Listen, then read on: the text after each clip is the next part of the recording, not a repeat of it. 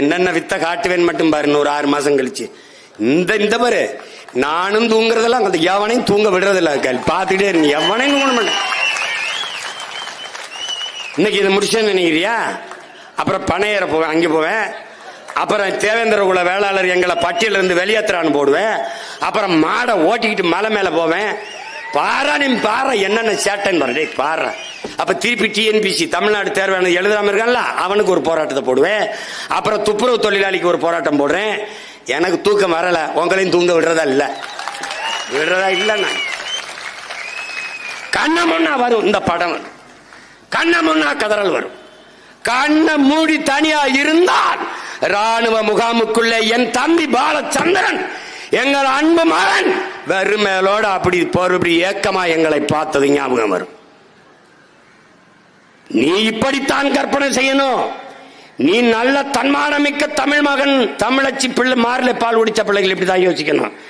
நம்ம தங்கையை வன்புணர்வு செய்தார்கள், அது செய்தி அல்ல.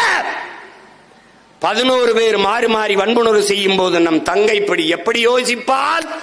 இத்தனை கோடிமான தமிழ் மக்கள், என் உடன் பிறந்தார்கள், என் அண்ணன் தம்பிகள், என் சித்தப்பன் பெரியப்பன்மார்கள், என் தாத்தா பாட்டிமார்கள், மானத்திற்காக உயிரை விட்ட இனக்கூட்டமே, இப்படி சிங்கள நாய்கள் என் மானத்தை கெடுக்கிறார்களே, தடுக்க ஒருவரும் இல்லையா என்று எண்ணிருப்பாளா இல்லையா?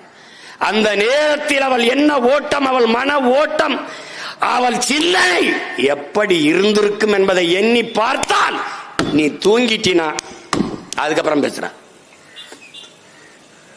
தம்பி பாலச்சந்திரன் அந்த ரொட்டியை வாயில வச்சு தூரத்தில் ஏக்கத்தோடு பார்க்கிறானே, எத்தனை கோடி சொந்தம் அவனுக்கு.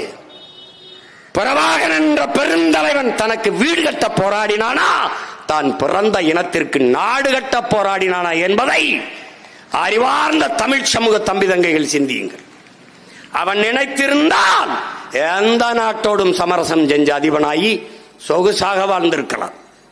இப்ப நாம நினைச்சிருந்தால் வாழ முடியுமா? முடியாதா? 2 விழுக்காடு, அரை விழுக்காடு, காவலுக்காடு வச்சிருக்கவனுக்கு அத்தனை சீட்டு இத்தனை கோடிங்கும் போது 8.22 விழுக்காடு வச்சிருக்கவனுக்கு என்ன எம்பிட்டு பேசியிருப்பான், எம்பிட்டு பேசியிருப்பான் சொல்லுப்பா.